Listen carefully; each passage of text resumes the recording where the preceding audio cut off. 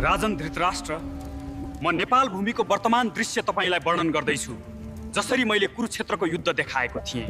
नेपालमा सुकुम्बासी बस्ती भनिने ती स्थानहरू छन् जहाँ हजारौं मानिस वर्षौंदेखि बसोबास गर्दै आएका छन्। उनीहरूमध्ये धेरैजना गरिब, भूमिहीन र गाउँबाट अवसर खोज्दै सहरतिर आएका मानिस हुन्।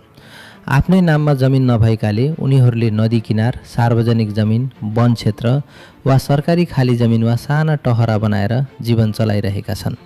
तर हे राजन, समस्या यतिमै सीमित छैन। एकातिर ती मानिसहरू भन्छन् हामीलाई बस्न अधिकार चाहिन्छ, छानो चाहिन्छ, सम्मानजनक जीवन चाहिन्छ। अर्कोतिर राज्य भन्छ यी जमिन सार्वजनिक हुन्। अव्यवस्थित बसोबासले सहर, नदी र वातावरणलाई असर गरिरहेको छ। त्यसपछि युद्ध जस्तो दृश्य उत्पन्न हुन्छ। बुल्डोजर आउँछन्, प्रहरी तैनात हुन्छन्, बस्तीवासी विरोधमा उत्रिन्छन्, कसैको आँखा आँसुले भरिन्छ, कसैले आफ्नो टहरा जोगाउन आफ्नै शरीरलाई ढाल बनाउँछ।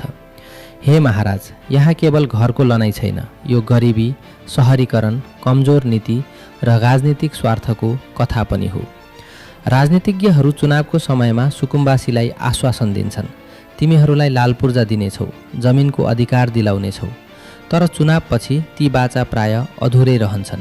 यसरी नेपालमा सुकुम्बासी बस्ती केवल अवैध कब्जाको विषय होइन, यो राज्य र नागरिक बीचको विश्वासको परीक्षा बनेको छ। हे महाराज, कानुनको पालना गर्ने कि मानवीय पीडालाई प्राथमिकता दिने, र यही द्वन्द्व आज पनि अनिर्णित छ।